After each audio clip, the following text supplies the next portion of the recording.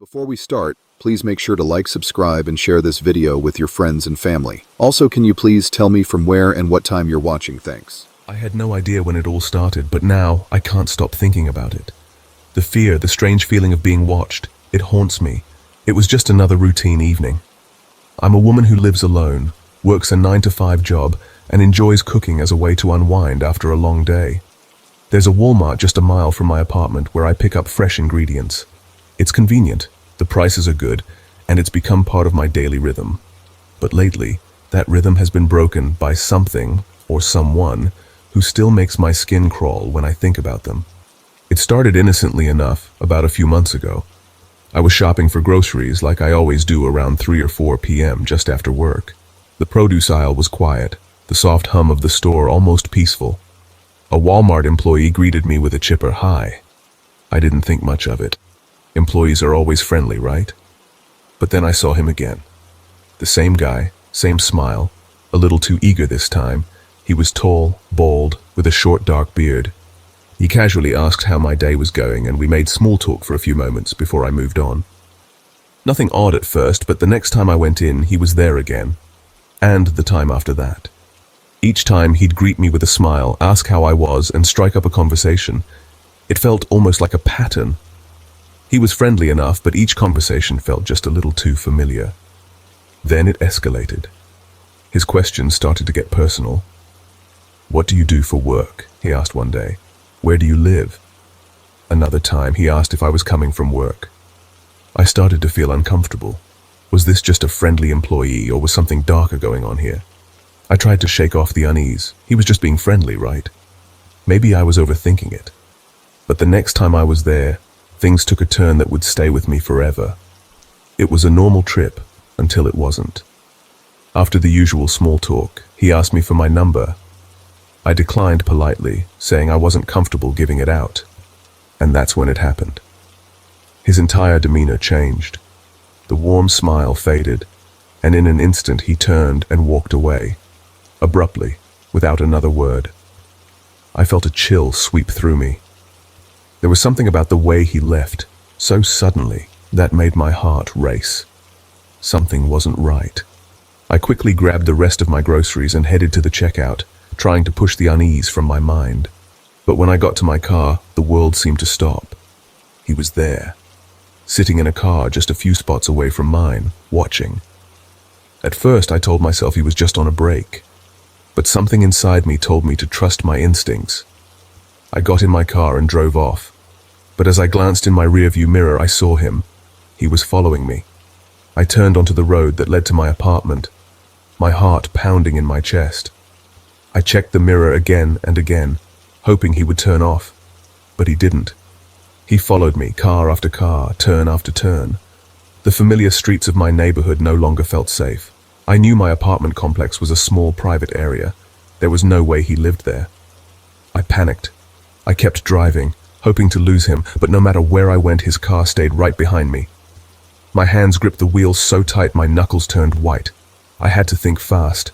I hit the main road and blended into the rush hour traffic. With a heart racing and adrenaline surging through my veins, I saw a gap in the cars and swerved through it, cutting off another driver. Horns blared, but I didn't care. I needed to get away. I checked the mirror. The man's car had been stuck in the traffic, no longer following me. For a moment I felt a fleeting sense of relief, but I wasn't ready to stop. I turned the car back towards Walmart. My heart was still racing, but I had to do something. I parked and marched straight to customer service. Furious, shaken, and terrified, I told them what had happened. The employees looked concerned, but when they called someone from the produce section to ask about the man, they told me something that chilled me to the core. There was no employee fitting his description. No one matching his appearance worked there. I stood frozen as the words hit me like a slap to the face. That man wasn't an employee. He'd been wearing a Walmart vest, pretending to be one of the staff. He'd been watching me, waiting for me. The store assured me they'd keep an eye out if he came back, but I didn't feel better. I left the store shaking, my mind racing. What had I just escaped? I haven't gone back to that Walmart since. And every time I think about it, I wonder, who was that man? Why did he follow me? And what would have happened if I hadn't noticed? The questions still haunt me. I don't know if I'll ever have the answers, but I do know one thing. I'll never forget the way he watched me, and I'll never feel safe in that store again.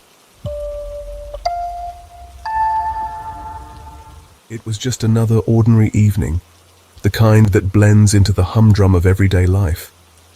But that night, it wasn't ordinary at all. Something happened that I'll never forget. Something that makes me wonder if I had done enough, or if I was just in the wrong place at the wrong time. I had finished up at work, the usual routine of running errands before heading home. It was around 8 or 9 p.m. when I pulled into Walmart. The store was nearly empty, the fluorescent lights flickering overhead. The only sounds were the low hum of the air conditioning and soft, fading background music. I wandered aimlessly, grabbing a few things here and there. When I found myself in the fitness aisle, eyeing a massage gun, which honestly I wasn't planning on buying, that's when it happened. It started with a voice. At first I didn't pay much attention. It was the usual noise of a parent and child, their voices mixing in the air. But then I heard it again. A man's voice, low, coaxing, almost too soft. Something about it made me stop. It was strange, unsettling. "I'll buy you this toy if you come with me," the man said. I thought nothing of it at first. Parents bargain with kids all the time, right? But the words didn't sit right. Why was this man saying that? And why did his voice sound so rehearsed?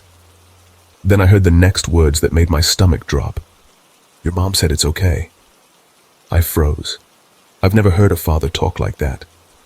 Why would a father need to tell his child that their mom said something was okay? Something about the whole situation felt off.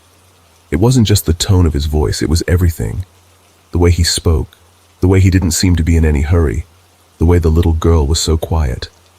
That's when it hit me. What if he wasn't her father? I tried to shake it off, but my gut told me something was wrong. Then I heard him again, this time more urgently. "Come on, let's go." That was it. I couldn't just stand there, I had to know. My heart raced as I quickly walked down the aisle and rounded the corner. There, just ahead, was the man. He was tall, wearing a black jacket and a winter hat, even though it wasn't cold. And he was holding the hand of a little girl, no older than 6 or 7. Her face was blank, and she walked beside him like she was in a daze, a shadow of a child. I hesitated for a split second, then did the first thing that came to mind. "Excuse me," I called out, trying to sound casual, but my voice shook. He stopped and turned to face me, his eyes flashing with surprise. I grabbed the nearest item off the shelf, a stuffed animal, and forced myself to smile. "Hey, do you think this would make a good gift for my niece?"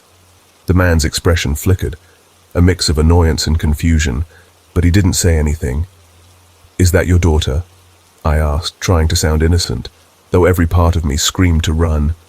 His face changed in an instant, his eyes narrowed and his jaw tightened.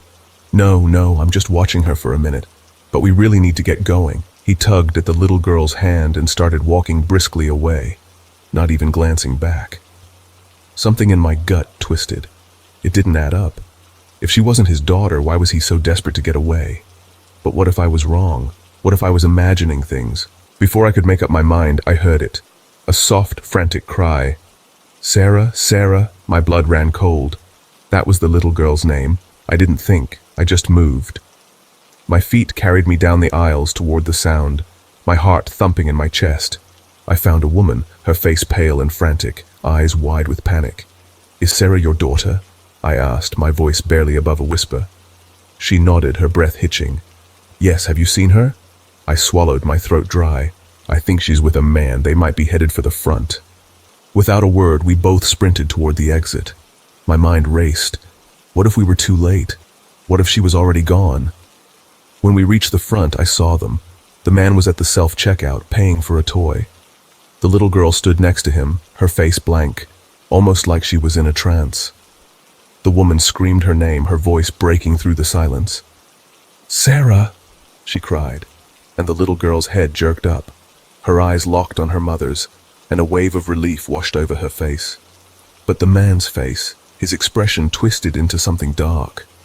He turned, his eyes wide with panic, and bolted for the door. "She's my daughter!" the woman screamed, racing toward them. The man's voice wavered. "I was just trying to buy her a toy." But it was a lie. A weak, pathetic lie. He dropped the toy, his mask slipping for just a moment, and sprinted out of the store, leaving behind his empty excuses. By the time store security reacted, he was gone. I thought for a second he might escape, but the police didn't let that happen. They found him just outside, near the parking lot, lingering in the shadows. He was arrested, and it turned out this wasn't the first time he'd tried something like this. He had a history, one that sent chills down my spine. Sarah was safe. Her mother was beyond thankful. But that night still haunts me. I think about what would have happened if I hadn't acted.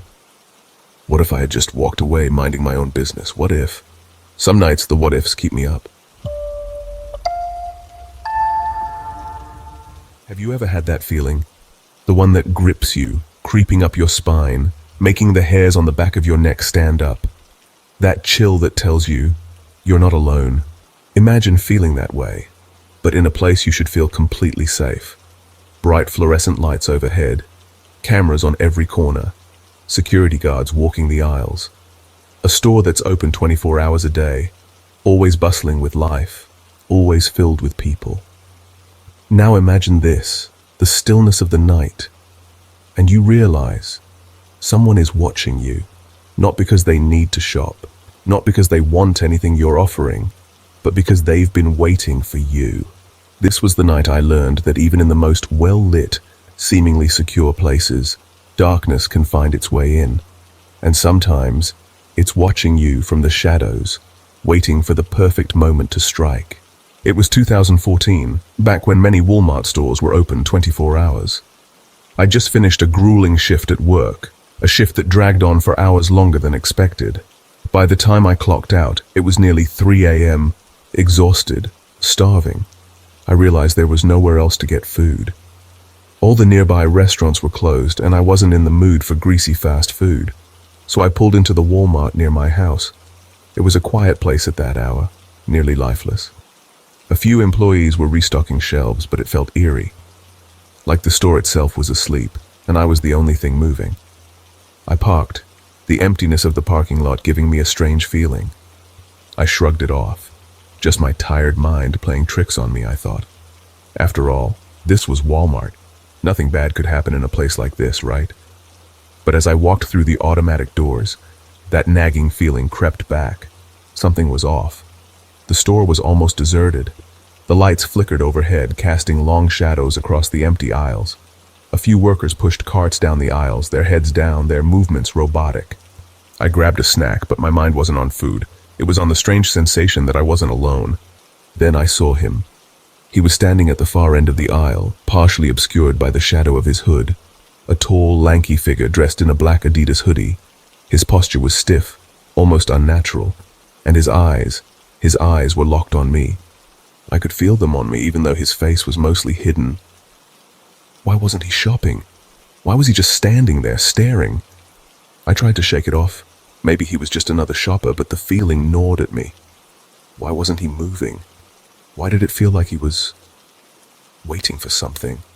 I grabbed a random snack and moved on, trying to ignore him, but as I turned the corner into the next aisle, there he was again. His movement slow, deliberate, like he was pacing, watching me. I couldn't breathe. This wasn't normal. He wasn't here to shop. He was following me. Panic surged through me. I moved quickly to the back of the store, hoping I could lose him in the maze of aisles. My heart was pounding as I passed electronics and headed toward the home goods section. I told myself this was just paranoia.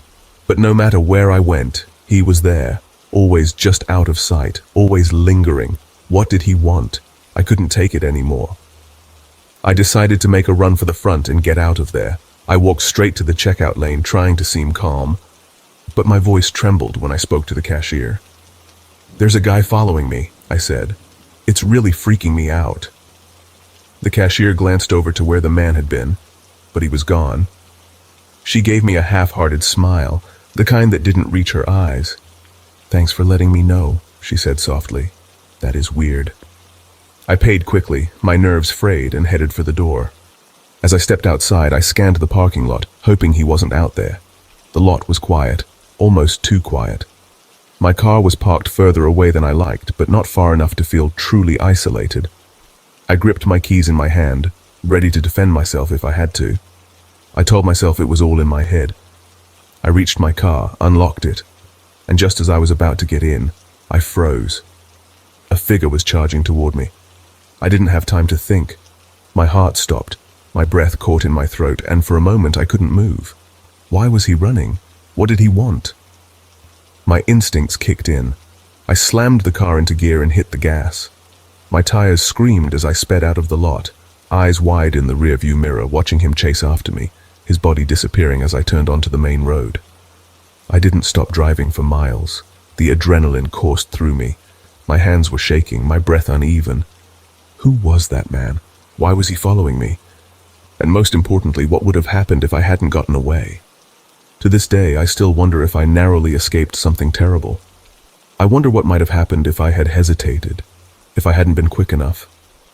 Would he have caught me? Would I have vanished without a trace? Every time I drive past that Walmart, my heart races. I can still see the man in my mind, standing there in the shadows, his cold eyes fixed on me. Maybe it was just a random encounter, a weird coincidence. Or maybe, just maybe, he was something far darker. Something that only appears when the night is at its darkest. But let me ask you, what would you do if someone was watching you? In a place you thought was safe, a place you never imagined danger could be? Would you trust your instincts? Or would you brush it off as nothing? Because sometimes, it's not nothing. Sometimes your instincts are all that stand between you and something far more terrifying than you could ever imagine. So next time you're alone, ask yourself this: who's watching you, and why? It was a night like any other, or so I thought. I had no idea that the quiet hum of the fluorescent lights and the dull clink of shopping carts would soon become the soundtrack to a nightmare I couldn't shake. I should have felt safe, right? After all, it was just a quick trip to Walmart. A few items, a self-checkout, and I'd be on my way. But something happened that night that changed everything. Something that left me wondering if I'd ever be truly alone again. I was heading down one of the aisles, minding my own business, when I felt it. The hairs on the back of my neck stood up. That cold, prickling sensation. Someone was watching me. I looked around, trying to brush off the feeling. Maybe it was just my imagination. Maybe I was being paranoid. But no, there he was. A man standing at the end of the aisle. He didn't belong. It wasn't just that he looked out of place. It was the way he stood there, like he was waiting for something. For me. My heart started to race, but I tried to act normal. Maybe I was just being dramatic, right? But then he spoke. "Hey, how's it going?" His voice was too casual, too friendly. A smile tugged at his lips, but it didn't reach his eyes. Those eyes. They were watching me like he knew me, like we were already connected in some way I couldn't understand. I forced a smile, though my gut was screaming at me. Fine. He stepped closer, his movement slow, deliberate. "What's your name?" I froze. Why did he want to know that? I couldn't understand what was happening, but every inch of me screamed to get out. But I couldn't. "I have to go," I said quickly, trying to walk past him. But he wasn't done. No, he lingered. There was something about his presence, something unsettling. It was like I wasn't just another customer to him. It was like I was special, and not in a good way. I tried to shake off the encounter as I made my way to the self-checkout. My hands were shaking, but I didn't want to let on that I was scared. But just as I was scanning my items, there he was again. How had he gotten there so fast? How had he followed me? He wasn't holding anything, he wasn't even buying anything. Just walking toward me, his footsteps echoing across the otherwise empty checkout area. Each step matched the thudding beat of my panicked heart. Without warning, he stopped right next to me, his breath brushing against my ear. "Let me pay for your stuff," he offered, voice dripping with a fake kindness that made my skin crawl. "Why?" I asked, my voice barely a whisper. He just shrugged. "I'm just trying to be nice." I couldn't say no fast enough. No way was I letting him anywhere near my wallet, or me. I declined, scanning my last few items with a frantic energy, praying he'd just go away. But when I stepped outside into the cool night air, there he was, waiting. I froze. My breath caught in my throat. The same man standing by the door, his eyes locked on mine as if he'd been watching me the entire time, a predator biding his time. "Hi again," he said, casual as ever, like we were friends. But I knew better.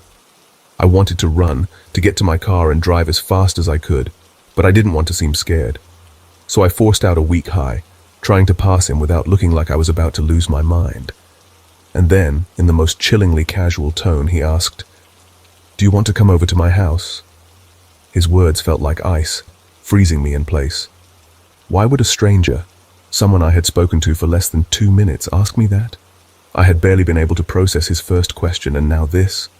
I stammered, my legs moving instinctively toward my car.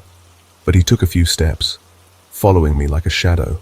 Only when I reached my car and fumbled to unlock it did he stop. I rushed inside, slammed the door shut, and drove off, heart still pounding in my chest. I should have been shaken to my core. But a month later, I was back in that same Walmart. I hadn't thought about him much since that night, until I saw him again. There he was, standing in the middle of the aisle, eyes locked onto me like he had been waiting for me to walk through those doors. My blood ran cold. It wasn't a coincidence, it couldn't be. My legs nearly gave out beneath me. I didn't recognize him at first, not immediately. But then it hit me. The same man. The same eyes, the same feeling. My breath quickened. I couldn't stay.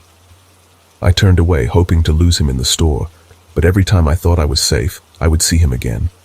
Standing in another aisle, eyes hunting for me. He wasn't shopping. He wasn't pretending to buy anything. He was there for one reason and one reason only: me. I had no choice but to leave. I abandoned my cart, half filled with groceries, and bolted for the exit. I didn't look back until I was safely in my car. My heart was hammering in my chest. The engine roared to life, and I sped off, scanning the parking lot for any sign of him. But there was nothing. Or maybe there was. Maybe he was watching from the shadows, waiting for the right moment. I haven't been back to that Walmart since. And every time I go to a store, every time I hear footsteps behind me, that same question echoes in my mind. Is he out there? I don't know what he wanted from me, or why he found me. But I do know one thing. The world is full of shadows. Shadows that hide behind smiles, friendly gestures, and empty words. And sometimes those shadows are watching, waiting for the moment when you're alone. It was supposed to be just another quiet night like any other. But something about this night felt different. It wasn't the kind of place you'd expect to feel fear, yet, as the doors of Walmart slid closed behind me, I could feel the darkness creeping in, suffocating the familiar aisles in an eerie stillness. The bright fluorescent lights above hummed softly, casting sharp shadows where none should have been. And that's when I heard it, the softest rustling sound. Not the kind that belonged to the store, but something off, something waiting. I froze at the entrance, my heart already racing. I shouldn't have been nervous. This was a place I knew well. But tonight the empty aisles felt like a maze of secrets. I hadn't planned on shopping for anything in particular. The impulse had hit me on a whim, driven by a strange restlessness only the middle of the night could bring. I thought I could just wander mindlessly through the vast aisles. It wasn't anything new, but this time the stillness wasn't peaceful. It was oppressive. I brushed the feeling aside. "Just get a grip," I muttered under my breath, trying to shake off the cold shiver creeping up my spine. But the unease followed me. It wasn't paranoia, at least I didn't think it was. But something was definitely watching. I turned into the pet supplies aisle, the soft squeak of my sneakers echoing far too loudly. It had always been a place I found comfort in: bright toys, colorful bags, and a reminder of the furry companions waiting at home. But tonight, it felt strange. My hand reached out for a toy, but I froze as something caught my eye. A shadow moved. I whipped around, my pulse leaping into my throat. Nothing, no person, no animal, no sound. Just the flicker of lights above and the faint hum of the air conditioning. Shaking my head, I tried to laugh off the tension, but it was getting harder to ignore. I walked further into the aisle, trying to tell myself I was being ridiculous. And then, there he was. He stood at the far end of the aisle, barely visible in the shadow, his figure tall and disheveled. The second our eyes met, my body went cold. There was something wrong about him. The way he stood still, like a predator sizing up its prey. His clothes were tattered, his face gaunt and pale, eyes hollow, unblinking. Lost, are we? His voice was low and gravelly, sending a chill through me. I should have run. My mind screamed for me to turn and flee, but my feet were glued to the floor. A twisted smile stretched across his face, the kind that made your stomach turn. My breath quickened. "You shouldn't be out here alone at night," he said. His words dripped with malice. "It's dangerous." I wanted to move, to speak, but all I could muster was a shaky, "I'm fine." He took a slow step forward, closing the distance between us. The stench of him hit me, damp, stale. "You think you're safe in here?" His words were almost a whisper. "There are things lurking in the shadows that you can't even begin to understand." Panic surged through me. I stumbled back, trying to create space, but his hand shot out, grabbing my wrist with an unexpected strength. I yanked away with all my might, adrenaline spiking. Without thinking, I bolted, sprinting down the aisles, the man's footsteps behind me quickening. The fluorescent lights above flickered erratically, casting long, twisted shadows across the floor. His laughter followed me, low and menacing, echoing off the shelves. I ran harder, faster, barely keeping my breath under control. My mind screamed for me to reach the exit, to escape. The sliding doors of the store were just ahead. They seemed to be getting farther away the more I ran, like they were moving with a mind of their own. Finally, I burst through the doors, heart hammering, breath ragged. I didn't stop running until I reached my car. Slamming the door behind me, I locked it and fumbled with the keys. What had just happened? Why had I let fear take control? The shadow of that man stayed with me long after I had left the parking lot. It wasn't just the fear of him that haunted me. It was the idea that I was never truly alone. Days passed, and I tried to go on with my life, but every time I closed my eyes, I saw that man's hollow eyes staring back. Every time I walked into a dark room, I felt that same sense of being watched.